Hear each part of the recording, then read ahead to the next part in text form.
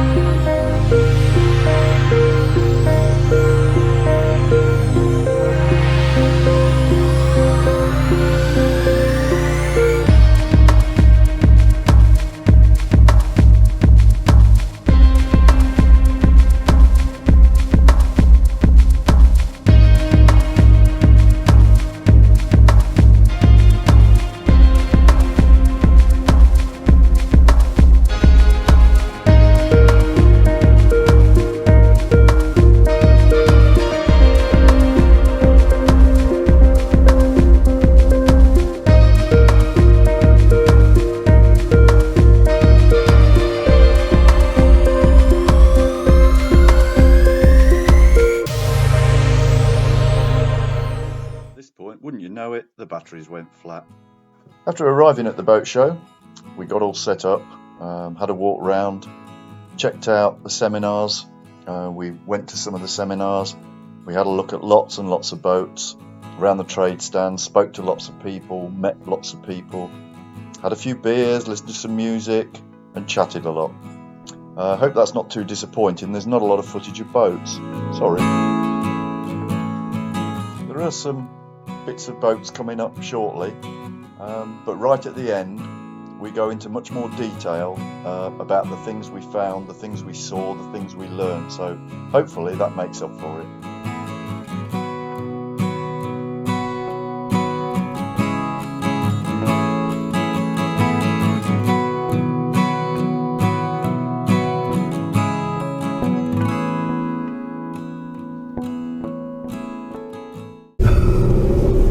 And I can see too. Yeah, I know, but I'm a navigator, aren't I? Yeah, well, that's my normal job. Not I'm not at the taking moment. you ever rallying because you would just hate not it. Not at the moment. Because you're too much of a control freak. I'm not a control freak. I just, you know. Careful here. Now. Let's look at. Yes. I'm just looking at where it might be. Wilton Locks. There's the sign, Wilton Marina.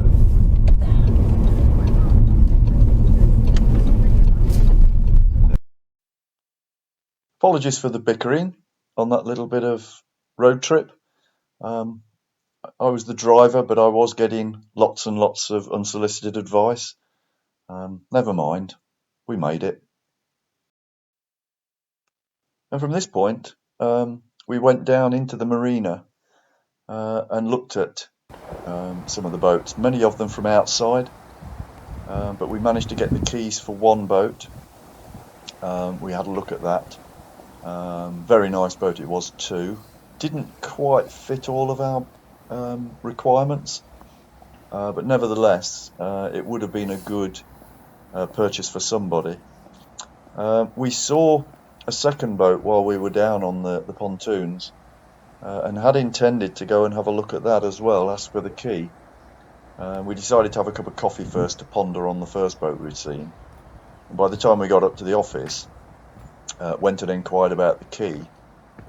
In the time it had taken us to order and drink coffee, two ladies had arrived. They'd gone down onto the pontoon, seen this boat, been inside this boat, got back to the office, put down a deposit and bought it. So that's how quickly these things move these days. So we kind of missed out on that opportunity, which is a bit of a shame. It looked very nice from the outside.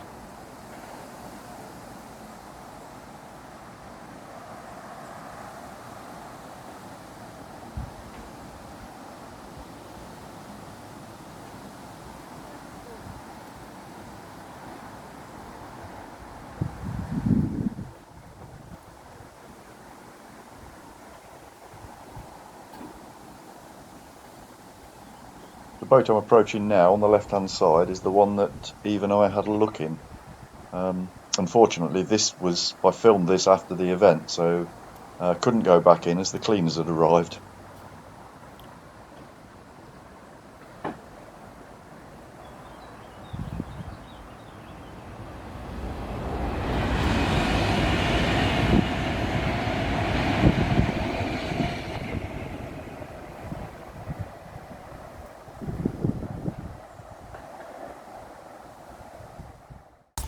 Well, here we are back from Crick, and as promised, we didn't produce lots and lots of footage of boats and people because there's probably a lot of that. But we did have a really productive time, didn't we? Yeah, I think we did. Yeah. We'd drawn up a list of things, a list of thoughts on how we thought our boat purchase might go. So the things that we thought we wanted and the things that we didn't think we wanted, the things we weren't sure of. And it worked out pretty well. I actually have the list here. So if we start at the back, which is where you normally start, the three types of stern, cruiser, semi-traditional and traditional. I think before we went I was kind of in the semi-traditional camp. And where were you? Erring towards cruiser, I think. Erring towards cruiser. Yeah. Both because they offer that social aspect. So whoever's driving isn't going to be all lonesome and out there in the cold. We looked at quite a few new boats. Not that we will probably be buying a new boat because, well, basically we don't have the money. But we looked at a lot of new boats and some second-hand boats. And I think certainly semi-traditional and cruiser came out strongly against the traditional sterns. But we also decided or came to the conclusion that depending on the size of the boat, if we've got a smaller boat and we've sort of opted we think for a sort of 50 foot to 57 foot boat, if we've got a smaller boat, the chances are that the internal part of the boat is going to be, well, it's going to be smaller for a start, but it also might be lacking some of the features that appear on a larger boat, in which case the stern then becomes quite fundamental. So whilst cruiser stroke traditional, semi-traditional came out on top, we haven't discounted traditional stern, have we? I don't think we have. I think we're going to see more boats. Look at the art of the possible, because what struck me, I don't know if it struck you, Martin, was how very different every boat was that we looked at. And so I was thinking there'll all be muchness inside, and I couldn't be more wrong. So that's really opened my eyes, and I think, well, actually, I need to be more open-minded about what we do and don't want. I mean, I do think there are certain things we have decided, such as wanting a reverse layout and have the bedroom at the back. You know, at the bow. At the bow. Well, I was going to say with the bow door, so you can open the bow doors and look out over your bow. I think that is a really. Well, I was just coming on to that. The layouts. There are lots of different permutations, but there's basically bedroom towards the stern, going through galley and saloon towards the bow, and the reverse layout is the opposite. Basically, you have your bedroom towards the bow, and then sort of bathroom, galley, saloon, or sometimes saloon galley towards the stern. I think we've basically decided we do want a reverse layout. I think so. That would be very much a big priority for us. Yeah.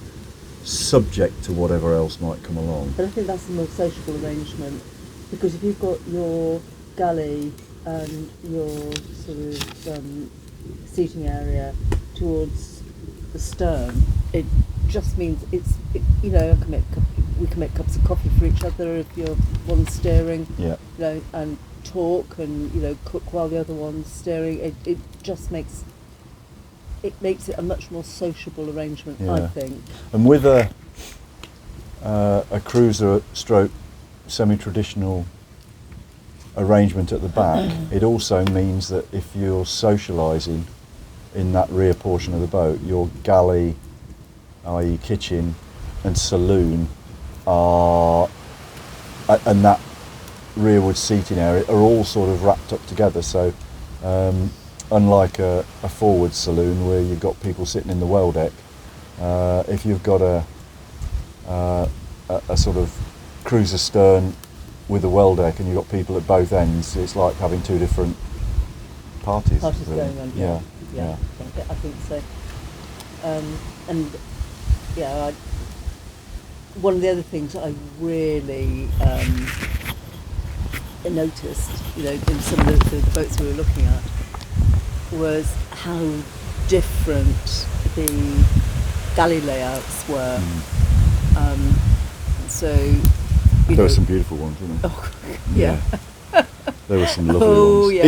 Even the second-hand boats, the boats that had been owned before, some of the galleys were astonishing. Yeah, and you could imagine, you know, yourself cooking up a storm in there, because I was sort of thinking to myself, like, I camp in my horse box quite often, and I've just got a single ring burner and a sink, and that's it. So I can knock up bacon sandwiches, a cup of tea, but you know, I could knock up a decent dinner, and I think in some of those we saw at Crick, they were just beautiful, and there's so much storage. Yeah. Well, even, I mean, we, on one of the stands, one of the brokerages stand, we looked at some of the information that they had on various boats. Some of them they had at the show, others were actually back at their base being about 10 minutes away. So this morning on the way home, we called in to look at a couple. It's quite strange because we looked at one, very, very nice, but we don't want to not get our fingers burnt, but we don't want to be too hasty, do we? I don't think we can rush into it. No, well, we can't at the moment. No. But I think, you know, we're doing our homework. We're deciding what it is we do and don't like. Yeah. And we're working out the fine details of the finance, and whether or not we actually want to do work on a boat, or whether we want one that's got that we can live on straight away. Yeah, that needs cosmetic stuff, but not, you know, a real overhaul. So I'm, in honesty, that's where I'm veering. It's, you know, good enough to live on, and then you can do alterations in situ, like change the stove or paint, you know, if it's slightly dark, paint or whatever. But I really don't think I want a major overhaul. I don't know how you feel. Not a major overhaul, no. I've been there, done that with a car and a house and so on. Yeah.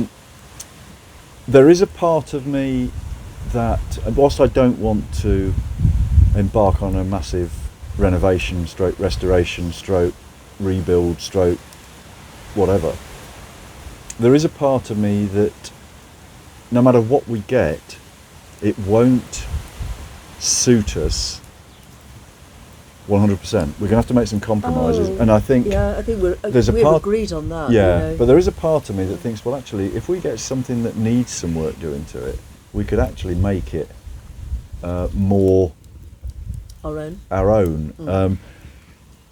The reality is that obviously it costs, but then your boat's cheaper, so within your budget you have some extra.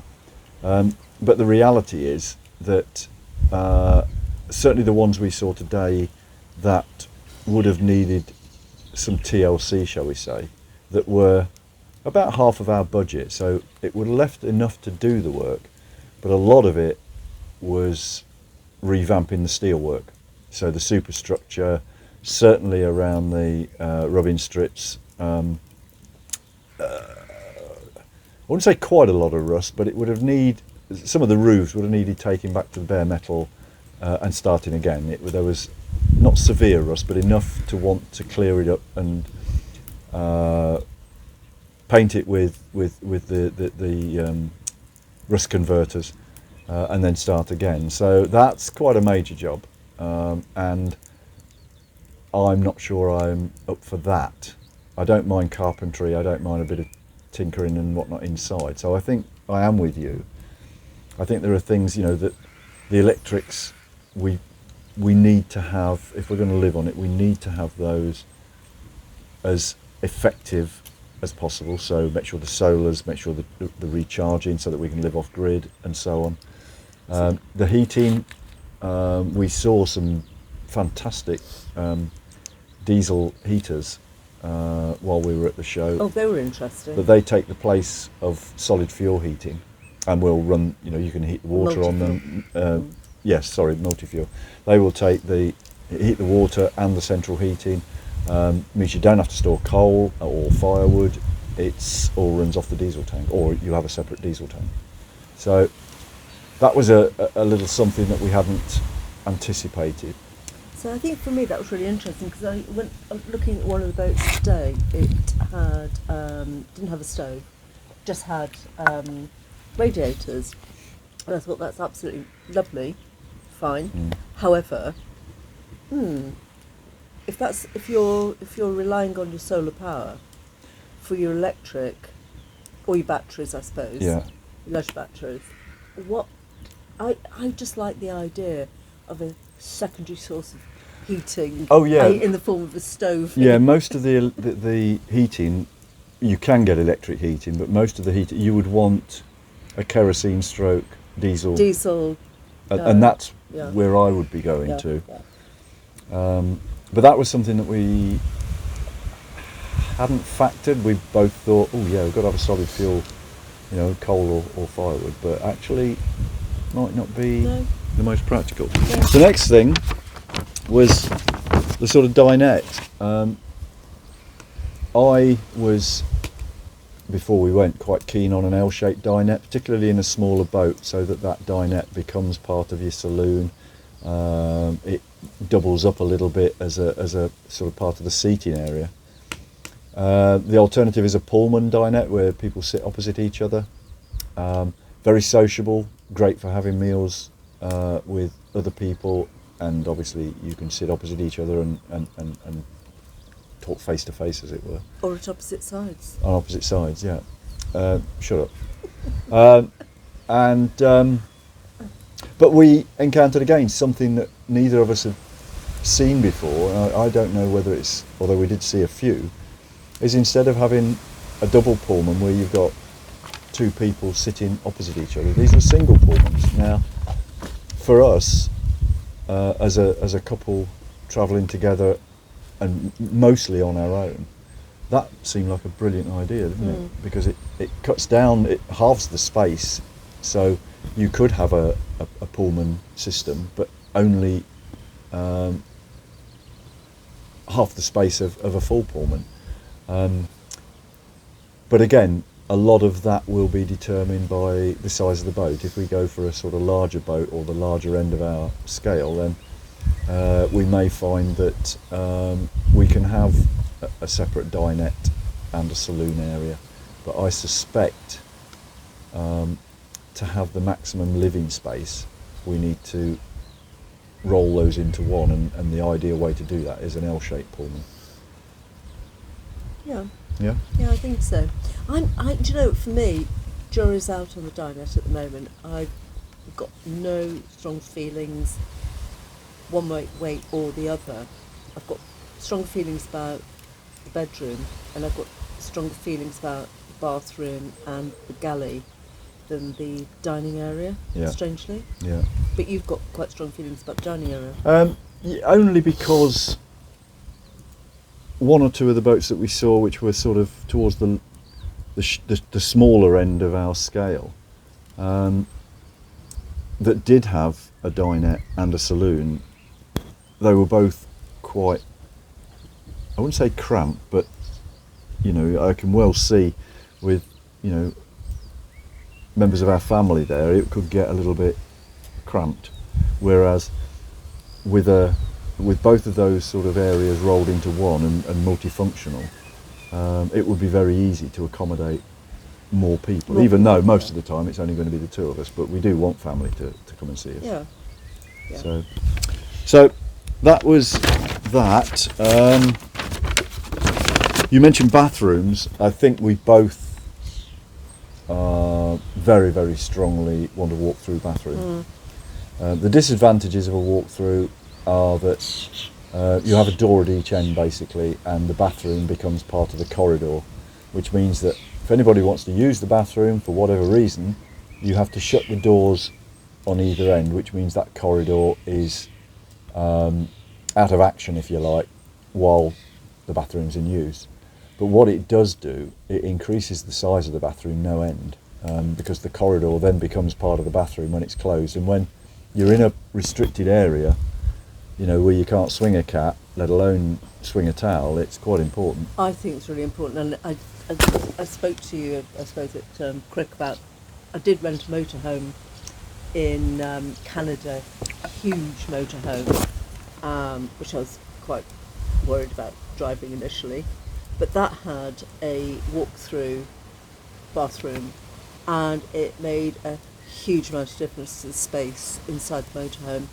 So I'm all for that. And having seen the walkthroughs at Crick, and seen the sort of fittings you can get in a walkthrough, you know, the showers and and some of them have baths in. Yeah, it's baths, or you know, the big sinks and the vanity units. I'm thinking, because that's another thing, and I'm not sure why, but I don't want a tiny sink. You can't get your head in it. No, true. Can't wash my face. You can't reach to put your feet in it. Oh, really? Did you do that? No. Thank God for that. You do put toothpaste in water bottles. Oh, though. Shut up. You gave me your water bottle to clean my teeth. I just inadvertently washed my brush in it. And then I drank it. It was disgusting. It was nearly a deal breaker. I was sulked for about half an hour. God, and the rest. Yeah. And then you had to, well, you did give you due, you did apologise. You did ultimately realise how gross washing your toothbrush in someone else's drinking water I still don't is. accept that. I was upset because I'd upset you. And you did. Well, I didn't think. It's what I would have done with my water bottle. And you gave me your water bottle, and I thought you were going to rinse it out and refresh it. I don't know. So I think there's a way to go before actually making this decision about whether or not we can live together on a narrowboat. Because frankly, if you think that washing your toothbrush in somebody's water bottle is okay, Never going to be the last of this, am I? Anyway, yeah. So we definitely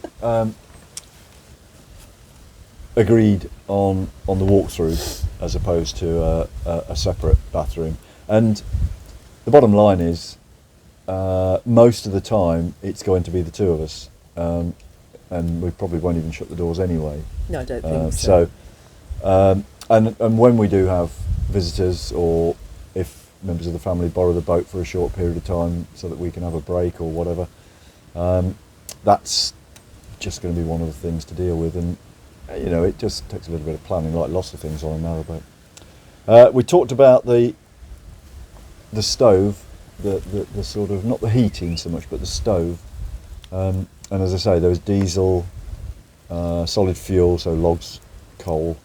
And having watched quite a few of these channels, it does seem, you know, storing the coal, having enough coal, although a lot of people pile it up on the roof, which is fair enough. But then if you want to use firewood as well, you've got to fill up your well deck with it, or it's just a bit of a pain, bit of a faff, I suppose. And that might be going against the spirit of what boating's all about, but I quite like the idea of having a single source that I don't have to worry about. You know, if I've got diesel, if I haven't got diesel, we're not going anywhere. If I've got diesel, we can go somewhere and we can heat the boat if we need to.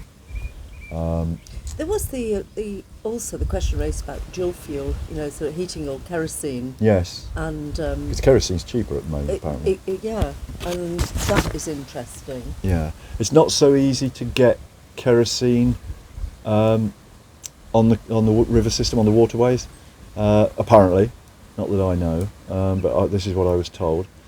So and a lot more up to pretty big. Well, a lot of the deals you can get when buying kerosene, which is then cheaper than diesel at the moment, you need to buy it in quantity, and obviously you can't keep it in quantity on a boat. So where do you store it? Well, I think 250 litres is the minimum delivery. Right, and I might be wrong there actually. To have a second, well, to have a second, quid's worth. yeah, to have a second tank solely for kerosene. Where would you put it? Well, that's it. It would be a little bit of a luxury. Smells. Yeah. You know, I think if you have any sort of leak of that, mind you, it's same with diesel. Same with diesel. Yeah. Anyway, so going back to the bathroom briefly, very very briefly, we have, yes, we can't gloss over the question of toilets. Definitely not. Definitely not. Well, there, you heard it. Go on. Definitely not a pump out. There you go. You heard that. Definitely not a pump out. I thought pump outs were a great idea, but Eve said no, so that's that. My daughter-in-law, but she would have said no as well. So,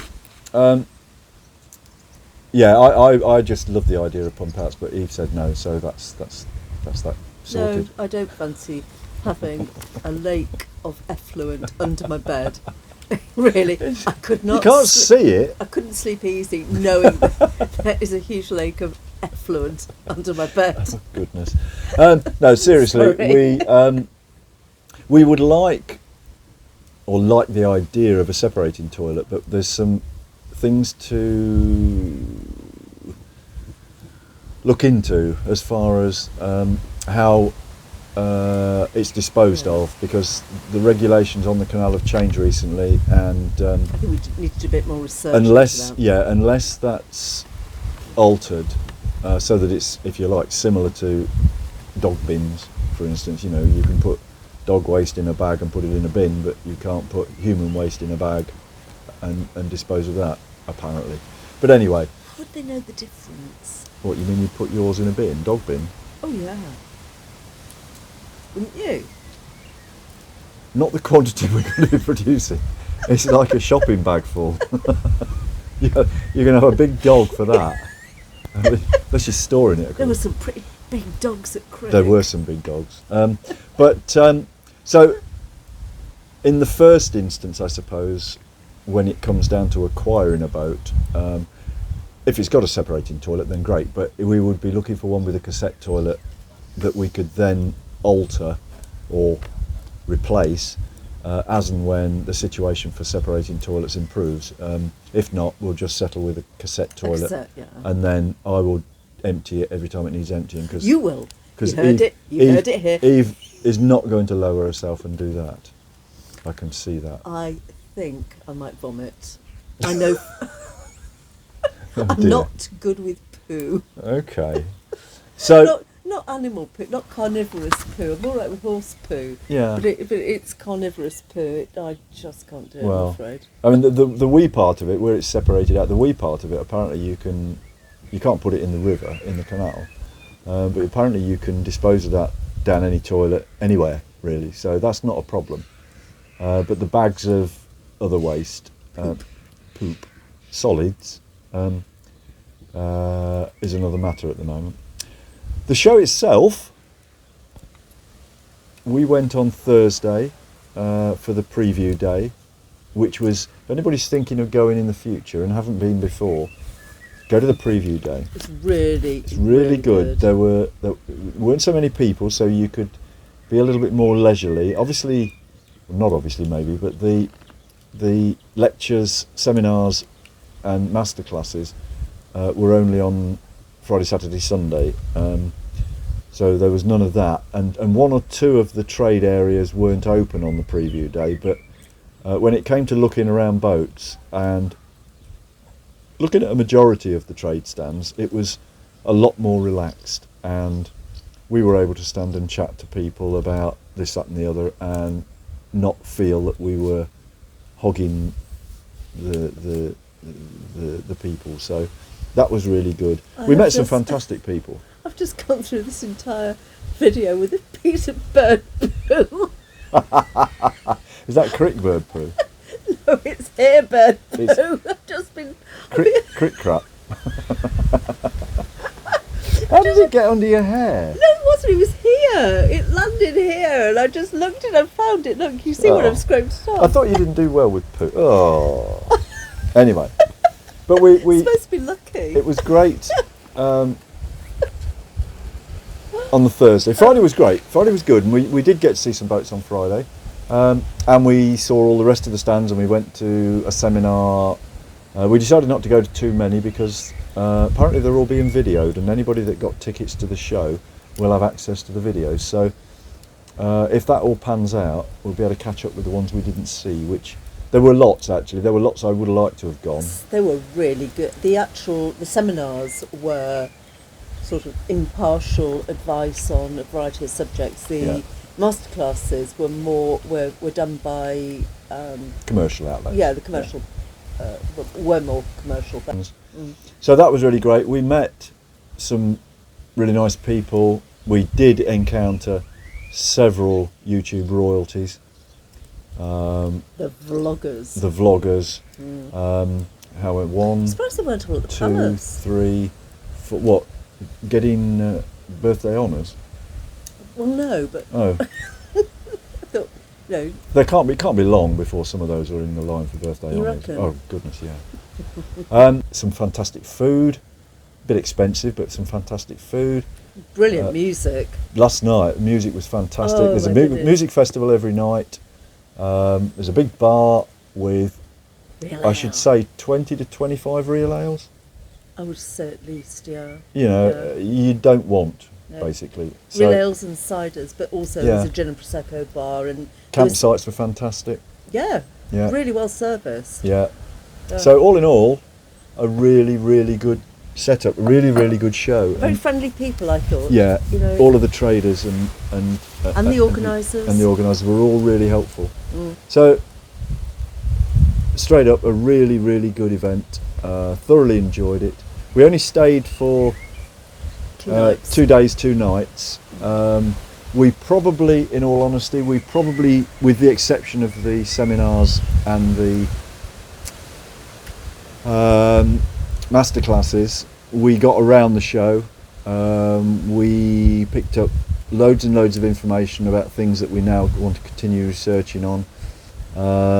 We got to see meet some interesting people, to see some, as I say, YouTube royalty, and